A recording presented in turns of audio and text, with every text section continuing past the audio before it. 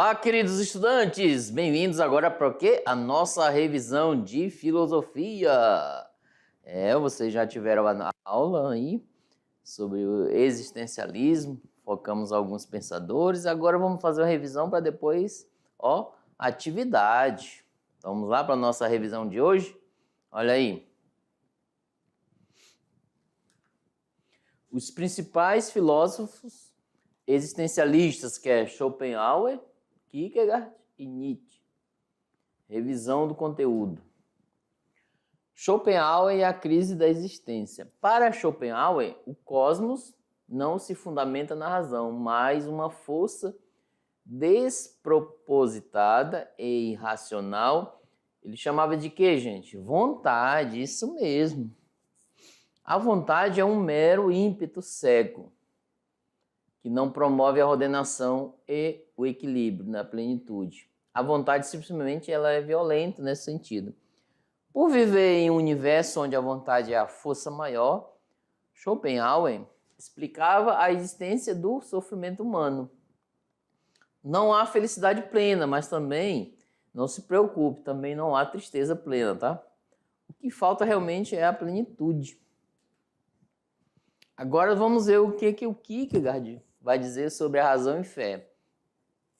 As principais preocupações da filosofia devem ser o particular, o sujeito, a subjetividade, a vida concreta e cotidiana de cada um. Uma existência subjetiva. A condição fundamental do homem está no fato de ele ter de fazer escolhas. Toda escolha terá de trabalhar diante de possibilidades. Então, é como você está aqui, existem inúmeras escolhas para você fazer, possibilidades. Toda escolha é um risco, então ele vai dizer, o Kierkegaard, é um salto, não encontra alicerces racionais para se basear, tá? Por exemplo, o cristianismo é uma possibilidade, uma escolha, nunca é racional, mas sempre apaixonada. Essa decisão cega, apaixonada, chama-se salto da fé, no caso, dentro do cristianismo, ok?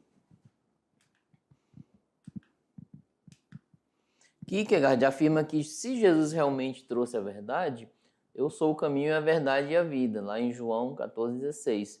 Então eu devo tomar uma decisão com relação a isso.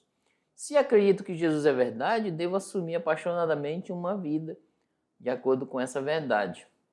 Aqui também, gente, para tudo que tu vai fazer no trabalho, vocês têm que fazer com amor. Por isso que é boa escolha, tá? Na convivência também, tem que ter esse carinho. Nos estudos também, tudo feito com amor. No relacionamento, na interação, tudo isso. Assim como o exemplo do cristianismo ali.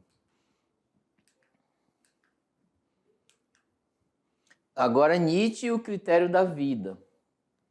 Em seus escritos, ressoa um manifesto de reivindicação e de superação da condição existencial humana.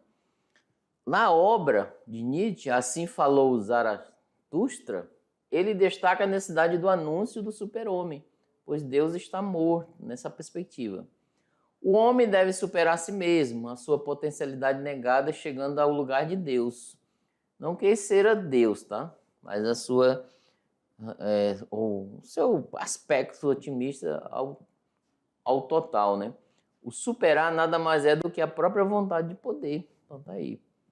É revertida a concepção metafísica do conhecer como esperança, a de Deus como causa última de segurança.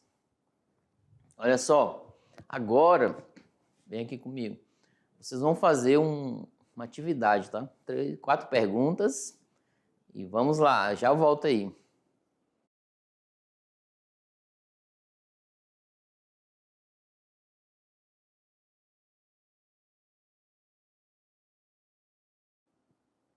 Olá! Estava aqui esperando e analisando. Olha, eles conseguiram responder as nossas perguntas, professores presenciais. Vamos lá, participar. Manda pra gente as dúvidas, as respostas aí no grupo, o qual nós vamos fazer essa análise, tá? Vamos lá para nossa Tirando Dúvidas, Há dúvidas aí, gente? Componente curricular de filosofia. Resolução da atividade de sala. Questão 1. Schopenhauer foi um crítico severo do racionalismo de Hegel. Por exemplo, para Hegel, a razão era o fundamento do universo.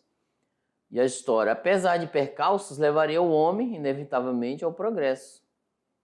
Portanto, à felicidade. Então, a pergunta é, para Schopenhauer, o cosmos não se fundamenta na razão, mas em uma força despropositada e irracional que ele chamava de quê? Dinâmica social, B, vontade, desânimo, acomodação, esperteza. E aí, professor presencial, os estudantes estão respondendo essa? Vamos lá. Schopenhauer falou, ó, existe uma força bem alta, grande, toma conta da pessoa até, despropositada, desproporcional. Em alguns momentos vai dizer que é violenta, né, nessa perspectiva. E o que é Schopenhauer está falando? Vamos lá? Então, a alternativa é, vamos que vamos, é a... Isso mesmo, galera, a B, ó, a vontade, tá? Schopenhauer fala sobre a vontade da pessoa. Agora a 2, Kierkegaard cita a história de Abraão, tá aqui, ó, em Gênesis 22, que recebe uma ordem de Deus, o Abraão, tá? Sacrificar seu próprio filho, nossa, que situação, hein? O Isaac, ó. Abraão tem as possibilidades diante de si, matar, não matar, fugir, ignorar. Qualquer que seja a sua escolha, não será feita com absoluta certeza. O Abraão não tem certeza disso, porque Deus não responde, permanece em silêncio. A essa condição, Kierkegaard dá o nome de vontade. Será que é a vontade de Abraão matar o próprio filho? B, manipulação. Será que Abraão queria manipulá-lo? C, angústia. D, o efeito, gente, de algo da fé, etc. Ou a insanidade de Abraão? Então, assim, olha só. Você supõe que você está no lugar de Abraão, aí recebe essa ordem. Olha, meu fiel, faça isso, Deus, olha só. Elimine o seu próprio querer ali, seu próprio filho. Quanta angústia, né? Abraão sofreu nessa perspectiva. Sofreu, deu calafrios à vida dele. Angustiado, eu nego, eu não faço. E Deus em silêncio, olha só. Não tinha nada certeza para Abraão. Mas aí ele tomou a decisão e foi. Então vamos lá, olha aí a resposta. Então assim, essa condição, o que a gente vai dizer que é o quê? Angústia. Quanta angústia Abraão ficou, hein? Quanto angustiado. Às vezes na vida nós ficamos assim. Tomar umas decisões, não quanto a esta, né, desse tamanho, mas no dia a dia as decisões importantes nos deixam angustiados, certo? Mas isso é comum, ok? Vamos lá agora o Se Liga no Enem, gente, ó. Vocês já sabem, ó, nós estamos praticamente no final da unidade 2, e esse Se Liga no Enem, onde vocês vão ligar aqueles que desejam seguir a carreira intelectual de adquirir uma profissão por meio da faculdade. E aqueles que não desejam, mas é legal aprender, porque o conhecimento adquirido, ninguém tira de você, ok? Imagine você ser um empreendedorismo aí na sua região. Vou cuidar dos bens da família, vou abrir um negócio. E o conhecimento adquirido aqui vai servir, com certeza, ok? Vamos lá, a nossa questão. Enem de 2016 e coloquei algumas adaptações, tá? Sentimos que toda satisfação de nossos desejos advinha do mundo, assemelha-se que a esmola que mantém hoje o mendigo vivo. Porém, gente, prolonga amanhã a sua fome. A resignação, ao contrário, assemelha-se à fortuna herdada. Livra o herdeiro para sempre de todas as preocupações. Schopenhauer, né, o aforismo para a sabedoria da vida. O trecho destaca o quê? Uma ideia remanescente de uma tradição filosófica ocidental. segundo a qual a felicidade se mostra indissociavelmente ligada ao quê? Ó, a felicidade. B. Quer dizer, consagração de relacionamentos afetivos. B. Fugacidade do conhecimento empírico. C. Liberdade de expressão religiosa. Ou D. Busca de prazeres efêmeros. Ou E. Administração da independência interior. E aí, galera? Esse texto de Schopenhauer, né, ele vai dizer sobre as questões, vamos voltar lá, ó. Sentimos toda a satisfação de nossos desejos, né? Adivinha no mundo, semelha-se o que? A esmola, as nossas satisfações. Como se fosse um mendigo vil, porém prolonga amanhã. Ele a satisfaz hoje, né, a esmola, mas amanhã será a fome. Então, olha só, Schopenhauer fala sobre os desejos humanos, né? Então, assim, ele fala, a resignação contrária semelha-se o quê? Uma fortuna. Então, resignar, gente, em alguns momentos temos que fazer isso, tá? Uma resiliência, por exemplo. Procura aí no seu dicionário o que é resiliência. Vamos lá? Então, a alternativa é a última, a administração da independência interior. O eu, né? Conhecer o próprio eu, essa questão interior do eu. Agora, a 4. Descreva o conceito de crise existencial. Em seguida, se possível, tá? Responda a pergunta: qual é o meu papel nesse mundo? Essa é totalmente existencial, tá? Essa pergunta. Assim, eu coloquei intencional para a gente já manipular o pensamento crítico de cada um de vocês, inclusive o meu, do professor presencial também. Então, ele pode dar a opinião dele aí para vocês. Mas o interessante é vocês pensarem, analisarem, escrever a sua opinião. O que é uma crise existencial? Nós falamos muito, né, nessa aula e também na próxima falaremos um pouco mais com outros pensadores. E qual o meu papel nesse mundo? Por que estamos aqui? Qual a nossa missão aqui nesse mundo? A pergunta, se possível, tá? Não forçar, se não quer responder, não responda. Mas ela é pessoal, tá? Opinião de vocês. Qual o papel de vocês aí nesse mundo aqui? É uma pergunta complexa, muito difícil. Qual o papel do professor Hélio aqui nesse mundo? Então, o que nós estamos fazendo aqui? Qual a razão? Olha só. Qual a razão de estarmos aqui nesse mundo? Olha, uma pergunta existencial, tá? Às vezes a gente entra em crise, as coisas não têm sentido, etc. Mas se pergunta isso. Então, vamos lá para a resposta, Lei? Gente, ó, descreva o conceito, botei entre parênteses aqui, crise existencial e, se possível, responda a pergunta. Qual é o meu papel nesse mundo, o de vocês? Coloquei algumas ideias, tá?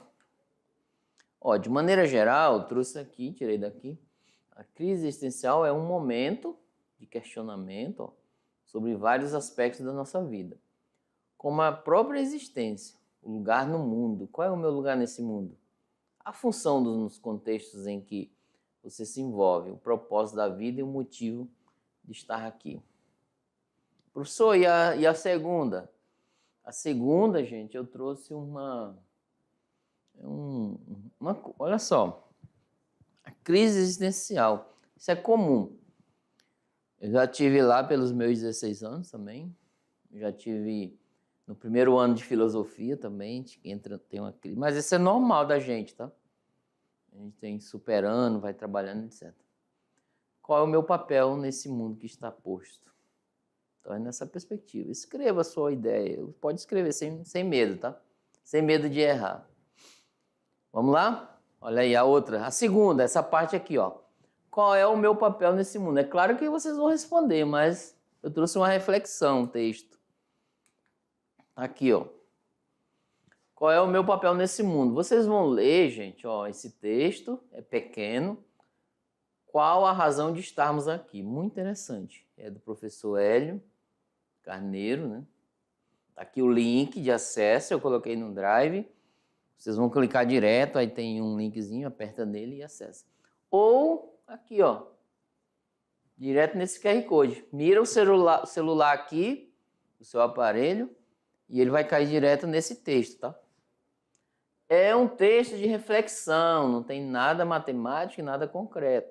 Apenas eu trouxe uma base de reflexão pra gente. Então, acesse, tá? E além do mais, ó, temos um material complementar. E, gente, olha, no material complementar, eu coloquei um pouco sobre a existência, o sentido da vida, etc. Esse texto aqui, ó, bem interessante, Escola com Alma. Eu fiz esse texto em 2014. E